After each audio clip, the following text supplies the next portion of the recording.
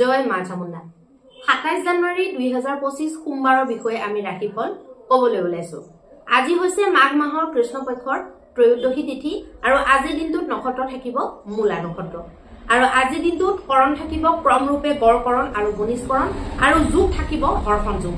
আজিৰ দিনটোত যিসকল শিশু জন্মগ্ৰহণ কৰিব তেওঁলোকৰ জন্ম ৰাশি বা চন্দ্ৰ ৰাশি হ'ব ধনু ৰাশি আৰু আজি অভিজিত মুহূৰ্তটো থাকিব 12:12 দুপৰীয়াৰ পৰা 12:55 দুপৰীয়ালৈকে আৰু ৰাহু কালটো থাকিব পুৱা 8:32 পৰা 9:53 পুৱালৈকে। আজি দিশকুলটো থাকিব পূৰ্ব দিশত আৰু আজিৰ দিনটোত যিসকল কন্যা পুষ্পিতা হ'ব তেওঁলোকৰ তুলনি বিয়াৰ যোগ হ'ব সতী হীনা যোগ। এতিয়া আহকচোন আমি মেষৰ পৰা মীনলৈকে প্ৰত্যেকটো ৰাশিৰে ৰাশিৰ ফল জন্ম ৰাশি বা চন্দ্ৰ ৰাশিৰ আধাৰত নিৰ্ণয় কৰিম। মেষৰ কাৰণে আজিৰ দিনটোত কেনেকুৱা কি আছে প্ৰথমতে আমি চাই লম। মেষৰ কাৰণে আজিৰ দিনটো ভাগ্যদায়ক থাকিব। যিকোনো কথাতে তেওঁলোকৰ সহযোগ বৃদ্ধি হ'ব পাৰে, মানুহৰ পৰা সহযোগ পাব।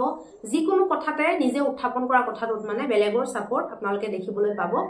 লগতে আজিৰ দিনটোত আপোনালোকৰ মনটো প্ৰফুল্লিত হৈ থাকিব, কিবা শুভ সংবাদ আপোনালোকে পাবলগীয়া হ'ব পাৰে। বৃষৰ কাৰণে এতিয়া আমি কৈ লম। বৃষৰ কাৰণে আজি বিশেষ শুভ বুলি ক'ব নোৱাৰি। যান বাহন চলাওঁতে বিশেষ সাৱধান হ'ব, পইচা পাতি নিবেশ একেবাৰে নকৰিব আৰু আজি কাৰো লগত কোনো কথাৰ সিদ্ধান্ত লোৱা, মীমাংসা কৰা এনেকুৱা কামবিলাক আজি নকৰাটো ভাল হ'ব। বৈবাহিক ক্ষেত্ৰতো বিশেষ শুভ বুলি ক'ব নোৱাৰি, সাৱধান আপোনালোকে হ'ব লাগিব। ৰাতিৰ ভাগত দূৰযাত্ৰা একেবাৰে নকৰিব, দিনৰ ভাগতো শুভ নহয়, তথাপি ৰাতিৰ ভাগত নিজে মানে যান বাহন চলাই পেলাই কৰবাত যোৱা মেলা নকৰাটো একেবাৰে ভাল হ'ব। এতিয়া আহিব মিথুনৰ কাৰণে। মিথুনৰ কাৰণে ফুৰিবলৈ যোৱা, পৰিবাৰৰ লগত, প্ৰেমিক প্ৰেমিকাৰ ক্ষেত্ৰত মীমাংসা কৰা, বৈবাহিক ক্ষেত্ৰত মীমাংসা কৰা, যিকোনো ডেইলি ৰুটিনৰ লগত জড়িত কাম কৰা, ডেইলি ইনকামৰ লগত জড়িত কাম কৰা আপোনালোকৰ কাৰণে আজিৰ দিনটোত ভাল হ'ব।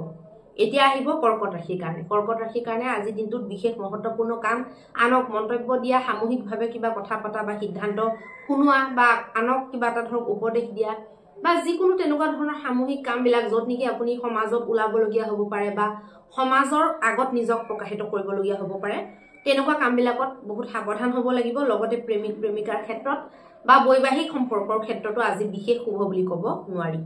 এতিয়া আহিব সিংহ ৰাশিৰ কাৰণে। সিংহ ৰাশিৰ কাৰণে আজিৰ দিনটোত উৎসাহ উদ্দীপনাৰ বৃদ্ধি দেখা গৈছে। সন্তানৰ লগত জড়িত, প্ৰেমৰ লগত জড়িত আদি কাম আপোনালোকে কৰিব পাৰে। কিবা যদি বুদ্ধিবৃত্তিৰ লগত জড়িত যদি কাম আছে, লগতে যদি আমোদ প্ৰমোদৰ লগত জড়িত কাম আছে আপোনালোকে কৰিব পাৰে। কিবা কাম যদি বহুদিনৰ পৰা পেণ্ডিং ৰাখি থৈছিলে, আকৌ যদি কৰিম বুলি ভাবিছে তেতিয়াহ'লে আপোনালোকে কৰিব পাৰিব।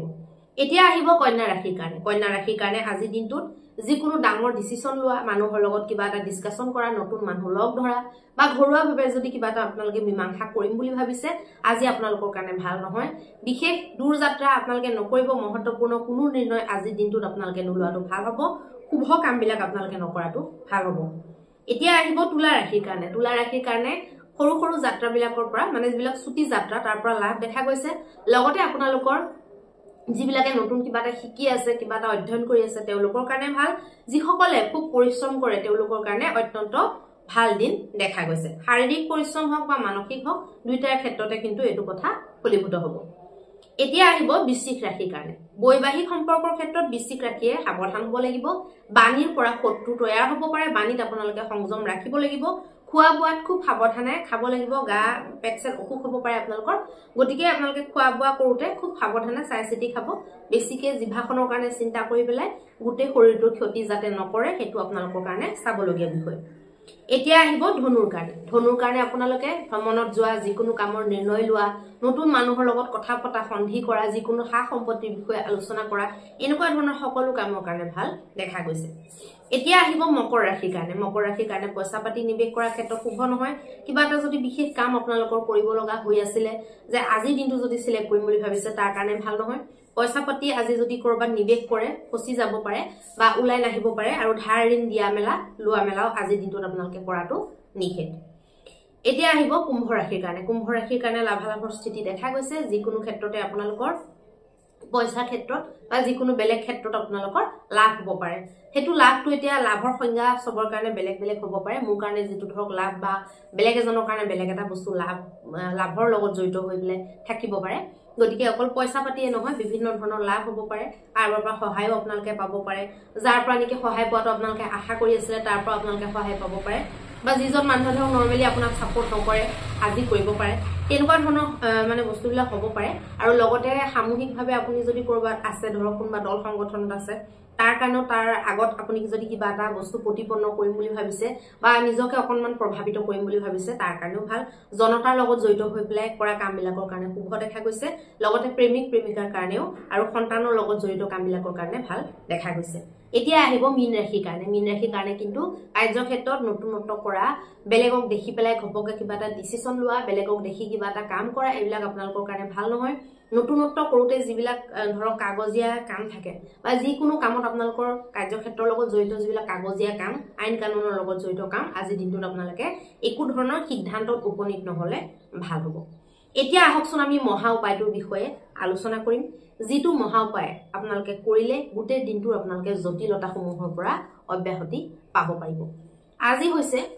সোমবাৰৰ দিনটোত আমি ভোলে বাবাৰ চৰণত যোৱাটো বেছি ভাল হ'ব আজি আপোনালোকে অকনমান বগা চন্দন এতিয়া চাওক বগা চন্দন কিন্তু দুই ধৰণৰ পায় এটা একদম ড্ৰাই কে টেমাত আপুনি পাব ডাইৰেক্ট টেমাত মানে ড্ৰাই হৈ থাকিব একদম পিওৰটো একেবাৰে পিওৰ বুলি মানে ক'ব নোৱাৰি মিক্স থাকিব পাৰে বা পিওৰ হ'বও পাৰে এটো গ্যাৰান্টি দিব নোৱাৰি এটো আপোনালোকৰ নিজৰ মানে ধৰ সমস্যা বুলি মই এৰিলো কিন্তু নৰমালি বগা চন্দন লাগিব এই কামটো কৰোতে আপোনালোকৰ চন্দন কাটটো যদি আছে সেই চন্দনটো ঘুহি পেলাই আপোনালোকে চন্দনৰ লেপ উলিয়াই ল'ব পাৰে তাত অকনমান আপোনালোকে দুবৰিবন অকনমান দিব লগত অকনমান আপোনালোকে চাউল দিব আৰু তাত বগা ফুল দিব এই গুটেকিটা বস্তু মিলাই পেলাই তাত অকনমান গংগা জল আৰু অকনমান গোলাপ জল এই গুটেকিটা বস্তু মিশ্ৰণ কৰি পেলাই আপোনালোকে ভোলে বাবাৰ শিৱলিংগৰ ওপৰত মানে অৰ্পণ যদি কৰে ৰাতিপুৱা 11টা বজাৰ আগত এই নিয়মটো কৰিলে অত্যন্ত শুভ ফল লাভ কৰিব পাৰিব আৰু ভালকে আপোনালোকে তামোল পাণ ভালকে কাটি পেলাই এটা তামোল ভালকে কাটি আপোনালোকে পানৰ সৈতে ধুনিয়াকে বাবাক অৰ্পণ কৰিব